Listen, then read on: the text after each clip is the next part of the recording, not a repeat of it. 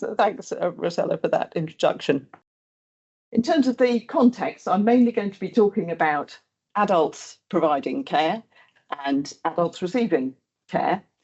And I'm mainly going to be talking about unpaid care, although paid care and unpaid care, of course, do blend into one another in a number of different ways and a number of different settings.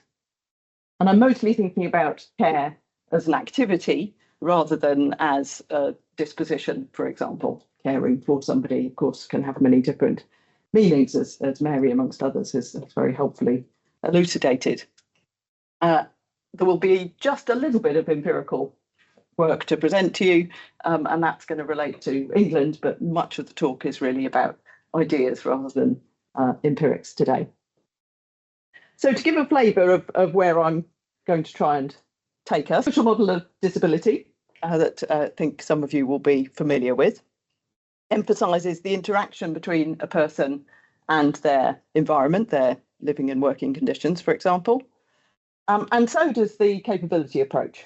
So I'm going to bring those together and take a look at the idea of disability construed as a deprivation. The right kind of care, I'm going to argue, can be a capability enabler when we think about disability in that way. And it can enable through both the giving of care and the receiving of care. Both of those, I'm going to suggest, can be seen as capabilities. But just as they can be contributing to capabilities, widening a capability set, as I will explain, they can also, both giving and receiving care, act as a constraint on other capabilities. I'll give some explanation as to how I think that occurs. Moreover, care deficits, not getting the care that you need, and a restricted capability set as a result of that, and care burdens, having to give more care than is consistent with your other capabilities, are not evenly distributed across the population. In fact, they're extremely unequally distributed according to a number of different social stratifications. And I'll finish by arguing that seeing those care relationships in an inequalities framework, and specifically a social determinants framework, can help us to understand the relationship between disability, care and capability more fully. So that's the map, if you like. Let's get going on the journey. So first of all, the social model of disability. This was originally developed by the civil rights movement, disabled people's civil rights movement, and its first articulation came with the Union of the Physically Impaired Against Segregation, not perhaps terminology that we would use now, but in 1972, this was a group of disabled people coming together and articulating their own needs. And the principles that they outlined in 1976 became known as the social model of disability thereafter. And one crucial aspect of that social model is the distinction between impairment and disability. So impairment, according to the social model, is a characteristic of a person. So that might be a functional limitation of mind or body, a condition, as we might say. Whereas disability is the loss or limitation of opportunities to participate in society on an equal basis with others that arises from the interaction between somebody with an impairment and the environment that they find themselves in. And it's the environment that is disabling rather than something that is inherent to the individual. So the kinds of examples we might think of there are inaccessible infrastructure. Very obviously, there not being a ramp if you're a wheelchair user makes the building inaccessible to you. Inaccessible information is another and increasingly important aspect. Unusable objects. If you're left-handed and you try and use a right-handed pair of scissors, you'll know what I mean. And other forms of exclusion and discrimination. So taking that forward, some of the theorists of the social model have argued that if we accept this understanding that these barriers to participation are not something that live in the person, but are to do with the environment that people have available to them, then it's a matter of social justice that those barriers should be dismantled. And one nice illustration of that shift was given by Mike Oliver, who was the first professor of disability studies in the UK and possibly in the world, I'm not sure, who noticed that the Office for Population Censuses and Surveys survey of disability in the mid-1980s asked as its opening question on disability, can you tell me what's wrong with you? And Mike Oliver suggests that instead we should be asking, can you tell me what's wrong with society? Placing the responsibility for the exclusion in the environment rather than in the individual. And Vic Finkelstein, another key figure in the early social model development, suggested a thought experiment, which I've always enjoyed, which was to imagine a building designed by and for wheelchair users. Well, for a start, the ceiling would be about here, which is not going to be very convenient for those of us who mostly stand and walk. The door frames likewise are likely to be at about this level. So we can quickly see that the environment is suited to the people who use it or ill-suited to the people who use it, and who's doing the designing and who's taken into account in that design can entirely shift who is disabled. It would be those of us who walk and stand who are disabled in that environment, not the wheelchair users.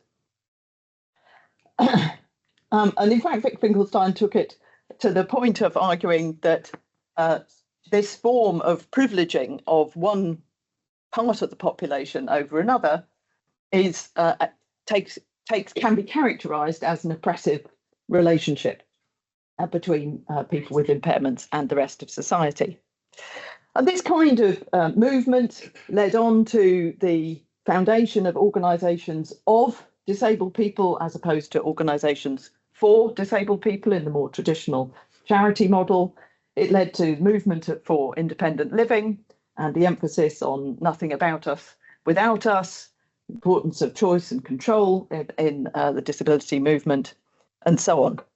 So profoundly influential within disability studies and its disability movement.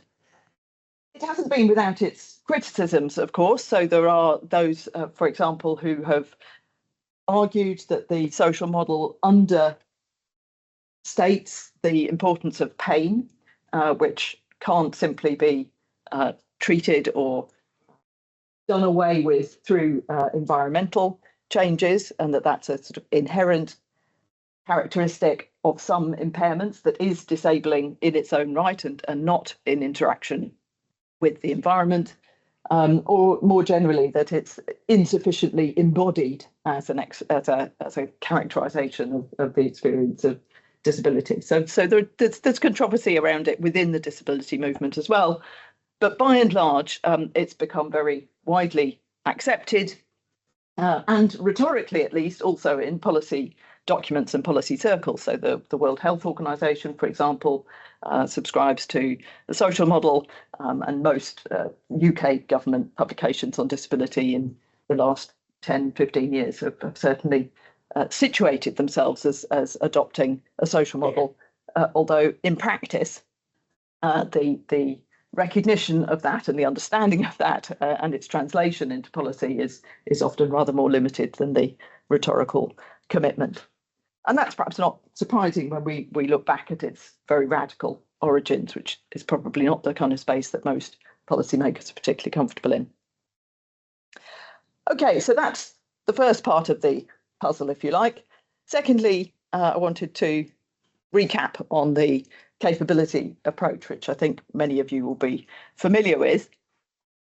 Capability approach is a framework for understanding what is of value in social arrangements, or at least that's how I'm going to characterise it here today. You can look at a number of foundational texts. Amartya Sen in the Tania lectures, published in 1980, asked equality of what, and was outlining an early version of the capability approach there. Nussbaum's volume, coming a little bit later, Women in Human Development, where she discusses 10 central human capabilities that she thinks that all societies should guarantee to their members. And then more recently, Ingrid Robains has really brought together a huge range of scholarship on the capability approach and given us some very clear guidelines as to how to understand the approach as a whole. So for those of you who are interested in going back into its origins or understanding it, the current state of play, those would be texts I would certainly recommend. But what does it all add up to? Well, the key idea, the central concept, I would say, is that of a capability set, which is the combinations of things that someone is able to be or do. So that might be being healthy, it might be having a decent standard of living, it might be caring for children or whatever. And a subset of those capabilities are valued capabilities, things that people have value or have reason to value. That's quite a slippery phrase from Sen, capabilities that people value or have reason to value. We could do a whole session just on that, but I'm going to skate over it for the time being. And we can come back to it, of course, in discussion if you'd like to. Another key aspect of the approach, another key concept in the approach, is that which of those capabilities or combinations of capabilities you actually choose to pursue is a matter of your own agency. You identify goals, you identify a plan of life, perhaps in grander terms, and you select from your capability set those things that you're actually going to pursue and do. And that gives you your functionings. That tells us, shows us what you are actually being and doing, the state of health that you've achieved, your productive activities, your parenting, and so on and so forth. One of the important things to note here is that somebody who has a very wide capability set may be able to achieve simultaneous things that they value. So they might be able to have a decent standard of living and be healthy. Someone with a more constrained capability set might have to face a choice between those things. So, for example, the only way of generating a livelihood that they may have open to them might be one that is hazardous to their health. So then they have a choice in the sense of what they select from the capability set, either the work that gets them the decent standard of living, but at the cost of their health, or vice versa. And someone with a narrower capability set, even more, will be neither able to be healthy nor to have a decent standard of living if they're living in a war zone, for example. So there's a relationship between the breadth of the capability set and the extent of trade-off, if you like, between different valuable outcomes. The rationale for pointing to what one is able to be or do as the sorts of things that we need to be evaluating in social arrangements comes really from a critique of alternatives. Certainly in Sen's original motivation for the capability approach, this was very central to his argument and to his motivation. So utilitarianism that grounds social value in well-being, social subjective well-being, or preference satisfaction, or utility, often in fact translated directly into a measure of income, on the grounds that if you have more income, you'll be able to satisfy more of your preferences. So the capability approach, partly an alternative to that metric, partly an alternative to resources, and consequently at an aggregate level, the capability approach often used to motivate moving away from measuring economic development in terms of GDP per capita, for example, towards a human development approach, which includes multiple dimensions of capabilities.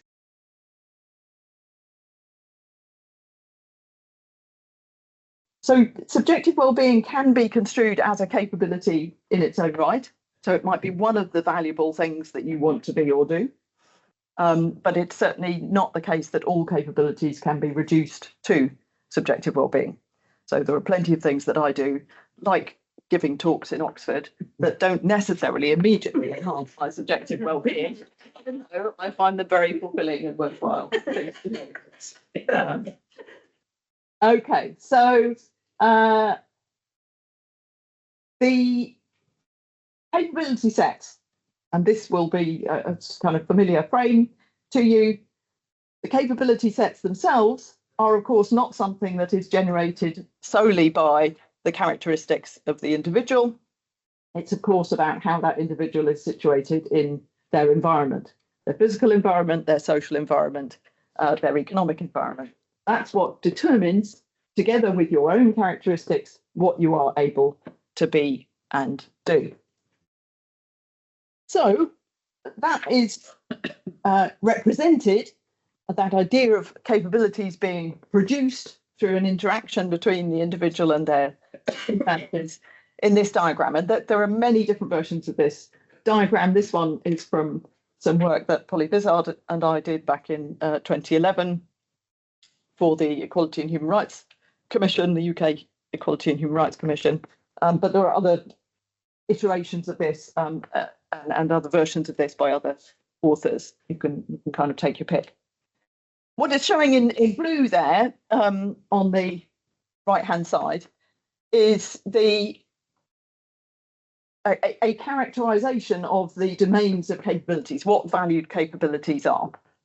So this is divided into 10 categories, very broad categories, and then you would think about individual specific capabilities under those 10 headings. Those are, if you like, the outcomes of this production function.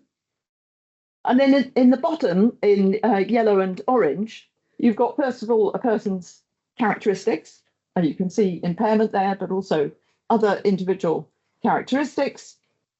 You can see the resources that they have at their disposal, that they have at their command, both material and immaterial. And then you've got the policies, institutions, broader context.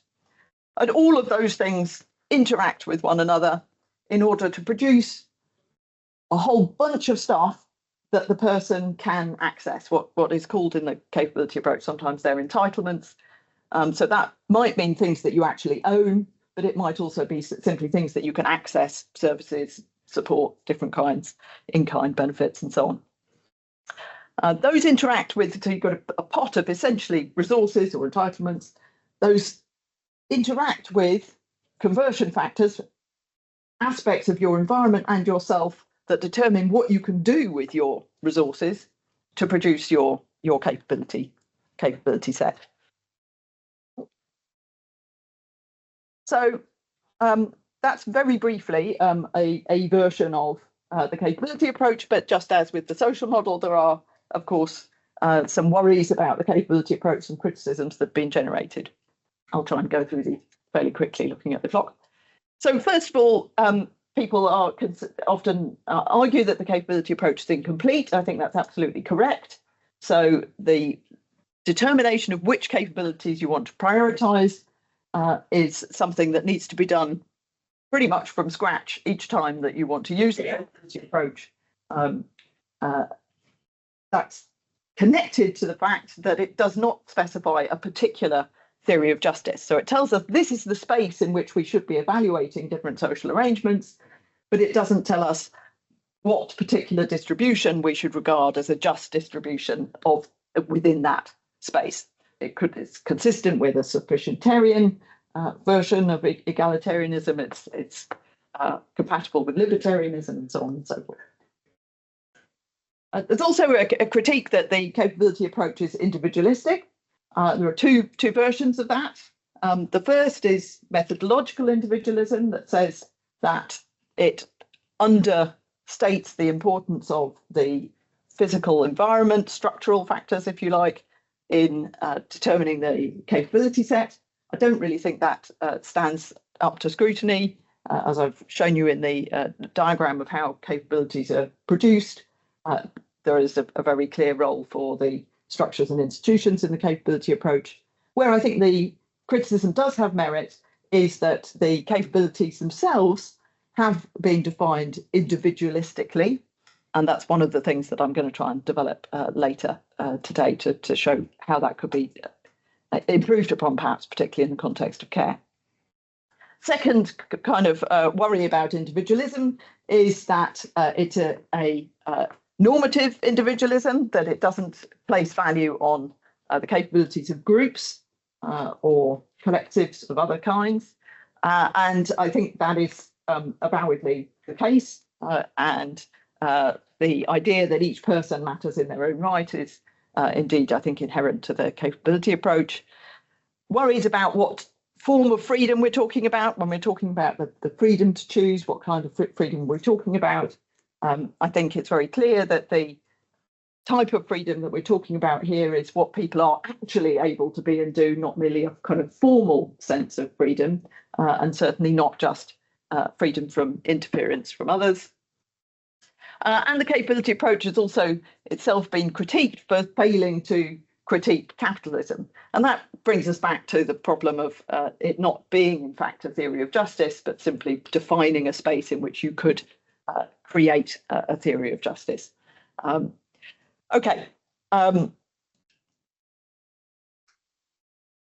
Bringing these two things together then, I think you can see that there's a certain similarity in the structure of the capability approach and in the social model. So if we're thinking about disability as a loss or limitation in opportunities to participate, which arise from the interaction between the person with the impairment and their environment, we can construe that as a specific form of capability limitation. So there's impairment. They might be, someone with an impairment might have restricted access to the labour market as a result of discrimination amongst employers or inaccessible infrastructure and so on, producing a lower level of income and wealth, which limits their standard of living. Or someone from a working class background who is also has an impairment might find that the lack of recognition that they experience, lack of their acknowledgement of their personhood, might produce limitations in their ability to participate in decision making in civil society, in politics, and even in their own lives. So disability can be seen as being produced through a capability production lens. And part of that, crucially, is the limitation on agency, the limitation on choice and control, which is a capability or a capability restriction in its own right. And part of what changes an impairment into a disability, I would argue, is precisely limitations on that capability, not exclusively, but very importantly. So what does that mean for the role of care? If we construe disability in this way as a particular form of capability constraint, well, then care can be seen as a capability enabler. Receiving the right kind of care, I argue, can expand the capability sets of some people with impairments, can, if you like, offset some of the disabling features of the society in which we live. I should note that it's not at all the case that all disabled people need support, and any more than all of us need support from one another. So this is amongst the disabled people who do need additional support, for example, with day-to-day living. Care for those people can act as a capability enabler. And crucially, that can be partly through enabling their agency, enabling that person to formulate a plan about what they want to do and then see about pursuing it.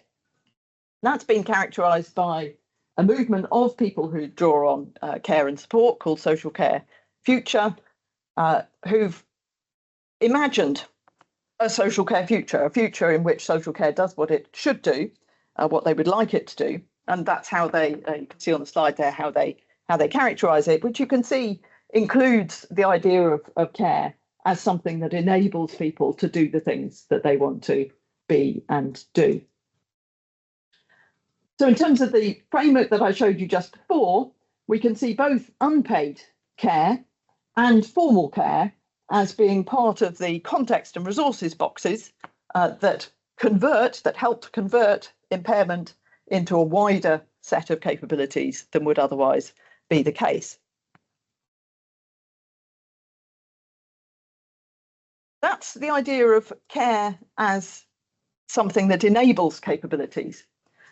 But it's also important, I think, to think of care as a capability in its own right. And being cared for, being the recipient of care, is, at least in some accounts of a capability list, one of those does feature in some versions of a capability list. So the Equality and Human Rights Measurement Framework that I mentioned earlier, two of the domains, standard of living and individual, family and social life, include elements of care. So that the top one there, being cared for and supported when necessary, is seen as, defined as part of the capability for an adequate, comfortable, secure standard of living. And under individual, family and social life, accessing emotional support, knowing that someone will look out for you, and having peace of mind are listed there under the individual, family and social life domain. Similarly, in Nussbaum's account of capabilities, she argues, actually this is in her work specifically on disability, frontiers of justice covers disability as one of its core themes.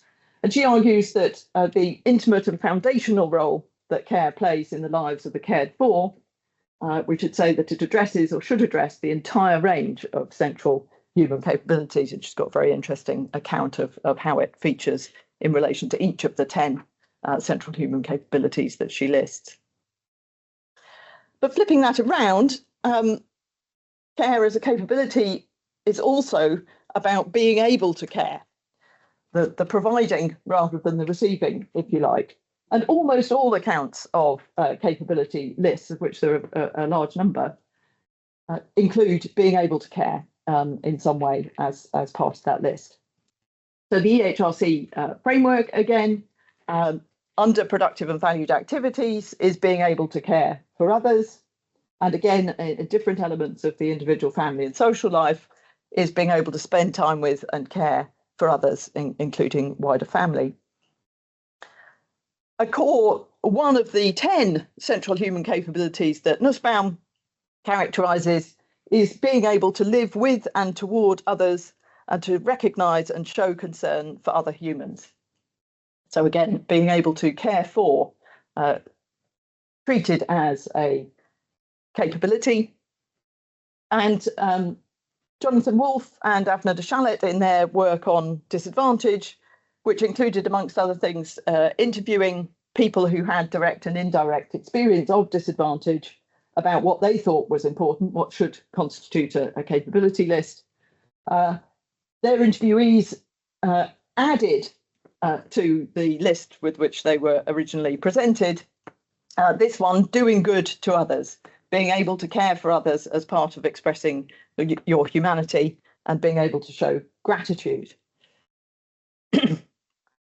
We also know that there are lots of examples from empirical studies with carers, family carers, unpaid carers, both quantitative and qualitative studies that demonstrate that being able to provide the care that you want to provide is valued very highly, and it's an expression of love, it's an expression of a relationship, and gives meaning, purpose, and can indeed even have positive effects on other capabilities such as health. So we've got care, being cared for and being able to care as valued capabilities, as well as potentially enabling other capabilities. One can build on that yet further and argue that care as a practice, as a doing, but also as an orientation, a feeling, a disposition, is constitutive, in fact, of being human. And that's the line that Hartley Dean develops in his recent book, Sociality, which is a sort of updated, rewritten version of his Social Rights and Human Needs book, where he argues that, starting from Marx, we can see this interdependency, needing care and caring for, as constitutive of, indeed of our species being as human beings. And he traces this through a number of different writers, authors, philosophies, including the sub-Saharan African philosophy of Ubuntu, which is sometimes characterized as a person is a person through other persons, one of the aphorisms, or I am because we are, a very strongly kind of collectivist and interdependent philosophy. So all of these accounts, obviously I'm skimming over the surface here, but all of these accounts argue that care is itself inherent to being human and is valuable in and of itself. So far, so good. But we also need to recognise that activity of care, the practice of care, can also constrain capabilities. It isn't always something that is inherently valuable or instrumentally expansive in terms of its consequences for capability. And we can see that again both on the receiving side and the providing side. So we know that some people don't get the help that they need. So perhaps that's lack of care rather than care, acting as a capability constraint. But we also know that some people receive the wrong kind of care at the wrong time and in the wrong place. Unfortunately, with no shortage of evidence of that. Somebody being offered, being given a kind of support that they don't want, being taken out when actually what they want is to stay in, vice versa, and so on. Care without dignity, without someone actually caring whilst they're providing that care. So reducing it to a transactional relationship rather than something based on a relationship of care, sort of 15-minute visits problem. Or, of course, crucially, without choice and control. So where they're perhaps enabled to achieve a functioning, being kept hygienic, kept clean, but not a capability. Actually, that wasn't the person's priority, perhaps at that time. So all of those are ways in which care, the wrong kind of care, can, so far from being capability enhancing, actually be capability constraining. And on the other side, in terms of providing care, we can also see that in many circumstances, providing unpaid care, and actually for that matter, paid care, can constrain capabilities for that person as well. Care that is provided for intensively and over a long duration may place very considerable burdens on the carer. Care that's not supported or recognised by others, care that comes at the cost of other capabilities. So particularly there's evidence, of course, on anxiety and depression that can arise for burdened carers, musculoskeletal problems from, for example, having to lift the person that they care for without proper equipment or support, having to miss their own health appointments because they haven't got someone to provide care for the cared for person whilst they look after themselves. In terms of standard of living, extra costs that they may face, lower earnings as a result of having to reduce hours or take a job nearer to home, lower pension accrual, multiple different channels through which unpaid caring can result in fact, a restriction of other capabilities. And perhaps most importantly of all, unpaid care that is unchosen, where the capability set was reduced to one. There was only the possibility of providing the care because otherwise the person in question would not have received care at all. And there is evidence that carers in that situation have worse outcomes than carers who are choosing to care. All of these, of course, can be mitigated by the wider policy environment and other forms of support, but it's certainly not the case that the perhaps slightly romanticised notion of care as being inherent to the human condition, it's not an unmixed and unmitigated good. So how can we put these things together? We've seen that being able to provide care and being able to receive the care that you need can be seen as capabilities in their own right, and that receiving and providing care are also instrumental to being able to achieve other capabilities such as health, self-respect, family life, and so on. But where care is not received, or it's the wrong kind, or where care provision is enforced rather than chosen, care acts as a constraint on people's capabilities. And I've tried to represent that in a way in this diagram. Obviously, this is a simplification in many ways, but let's see whether you find this helpful. So here we have two people, one providing care, one who has care needs. Obviously, I realise that people aren't reducible to just those two functions. And of course, we know in many cases that care goes in both directions. Different aspects of care may be provided mutually between two people. We also know, of course, that care isn't always provided in a dyad, but may be part of a network. So that these two people aren't sort of alone in the world. There may be other, and usually are, but many other connections as well. But let's start with the simple case. And where there is capability enhancing care, there might be a virtuous circle. So the improvements for the person with care needs from receiving this care itself feeds back to enhance the capabilities of the person providing care. So we have a mutually reinforcing positive capability expansion.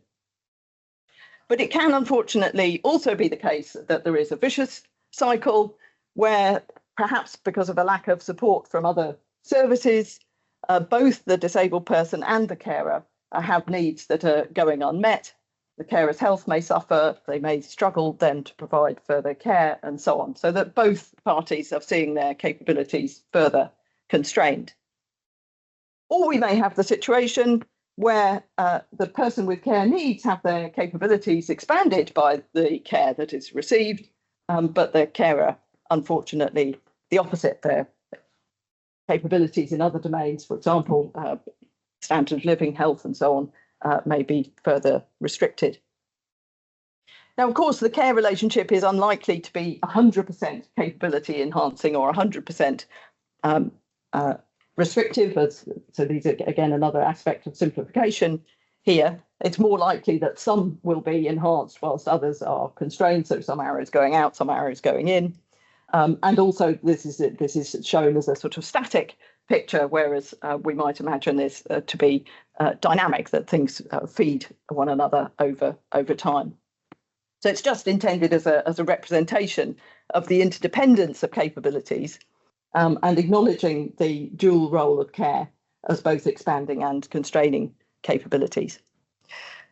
So in this final section, what I want to come on to say is that these constraints aren't random. So whether you end up in one or other of these scenarios is strongly socially patterned, including by gender, by ethnicity, by social class, and again depend enormously on the wider social, physical, economic environment. Those of you who were at a talk I gave here, I don't know, 18 months ago or something, on inequalities in social care will be familiar with these diagrams, just examples of the way in which the inequalities in both care receipt and care provision pan out here in England. This one showing for different age groups, the different lines of the different age groups, from left to right, from the lowest household income quintile to the highest on the right. The average number of activities of daily living or instrumental activities of daily living with which someone needs help that they are not receiving any help with, either from formal or unpaid sources. And you can see that the levels of unmet need in this very bald sense are much higher amongst the lower household income groups. Similarly, for deprivation, ordered here from the least deprived on the left to the most deprived on the right, and also stark differences by ethnicity. And it isn't just the non-receipt of any type of care, it's also what type of care. So flipping this around now to those who are receiving care, but split into orange, receiving any unpaid care, or blue, those receiving any formal care. This is just for the 80 plus age group and those who need help with 2 ADLs or IADLs. And we can see that the wealthier are more able to access formal services and the poorer are more reliant on unpaid care. So thinking back to those diagrams about capability enhancing or capability constraints, clearly those households at the bottom of the distribution here are more likely to be in a position where there's either a trade-off between the capability enhancement for the disabled person and the restriction on the carer, or both of them facing restrictions on their capabilities. And that's particularly the case when we add in the subset who are receiving unpaid care for 10 hours a week or more, which is sometimes taken, I think partly as a result of Nick Brimblecombe's work, who's here in the front, to be a threshold of intensive care. So again, the poorest households more likely to be in receipt of and providing that higher intensity of care. Even those who are receiving care, again, some of you will have seen this figure before, the experiences of care are also strongly stratified by characteristics, including ethnicity.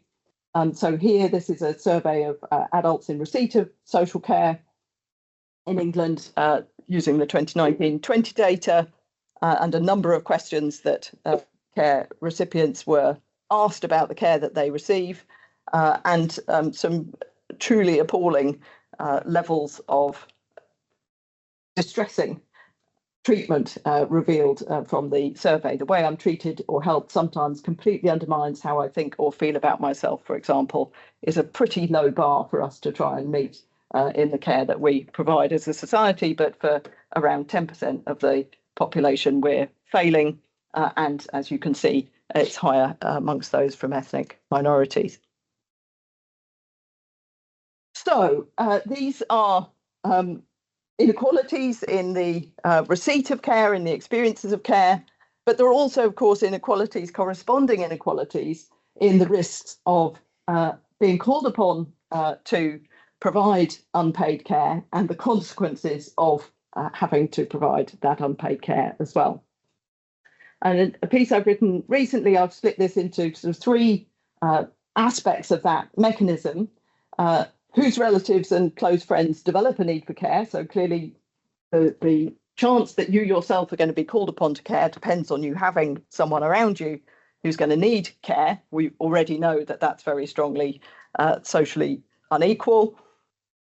Then who amongst the kind of circle, if you like, around that person is going to be expected to take on that care, and who has formal care alternatives available to them. So the social determinants of health framework leads us to expect that those who are themselves more socially and economically disadvantaged are more likely to develop needs for care and have more disabling living and working conditions. We know that who gets expected to care, who takes on that responsibility, is likewise a matter of social and cultural norms, which vary, of course, across different cultures and societies. They've sometimes been characterised as having a hierarchy of obligation, usually starting from spouses going to daughters, then daughters-in-law, and so on. Other factors that play in there are the geographical proximity and perhaps whether care has been provided in the other direction previously, and of course bonds of affection, so the actual nature of the relationship. So this isn't all about structure. There is also an element of individual variation as well. And then finally, those who have alternatives. So in many systems, public entitlements are made available to those without other means, whether strictly through means testing or through a more universal approach. But in most cases, that is not sufficient to offset the additional access to formal care services that those who have private means, income and wealth, can access, with the result that we see the patterns as I've just shown you. So, whether care is enabling or constraining, whether the interdependency expands both people's capability sets or restricts one of them or restricts both of them, is going to depend crucially on that wider context in which they're living and caring and being cared for. The physical conditions, the economic conditions, the social conditions, those are things that we started with in thinking about what actually constitutes disability and also what constitutes capability. So this is a variation on the social determinants of health model that Dahlgren and Whitehead produced in 1991, their famous rainbow diagram, for those of you who are in that sort of field. Here's an adaptation of that in relation to care capabilities rather than health, in order to bring out and show the way in which the broader circumstances in which the caring is taking place have such an important impact on whether we're in the capability enhancing or the capability restricting version of this relationship. And so again, I've put a dyad in the middle, recognizing that that's a simplification. And I've called it a would-be carer dyad because it may not be that it actually turns into a carer dyad. It might be that they just are a dyad and that the caring takes place through some other alternative mechanism. But how that comes about depends then on their own characteristics, the two people together, but their broader living and working conditions, the broader social context, the people around them, crucially, the policy determinants, what social security entitlements that are available, housing is another crucial aspect of enabling or disabling environments, the services that they can access as alternatives, and then more broadly still the social and economic, social and cultural norms, and the environmental and technical social economic condition. The more benign all of those additional layers are, the wider the capability set, the more choices there are, more substantive freedom there is for both parts of the dyad. So to wrap up and recap, because I can see Drusilla shifting in her chair, glancing at the clock. So this is the very last slide. So what have I tried to argue? The social model of disability then establishes that disability arises from an interaction between a person's physical and mental capacities and the environment in which they live. Capability approach defines a person's capability set as the range of things they're able to be and do, and given the constraints of their physical, social, and economic circumstances. So disability then can be construed as a particular form of capability deprivation, and care can be identified as a capability enabler. Both giving and receiving care have been identified as intrinsically valuable, as well as potentially instrumentally valuable to expanding capabilities. But care occupies this ambivalent position in the framework. Receiving and giving care can enhance capabilities, but where it's the wrong kind of care or it's enforced rather than chosen, it can act as a constraint. And moreover, there is this critical interdependency between the capabilities of the carer and the cared for. Care deficits and care burdens are highly unequally distributed. So the likelihood that you're going to find yourself in one of those constraining situations or enhancing strongly patterned across socioeconomic groups, across ethnicity, across gender, and so on.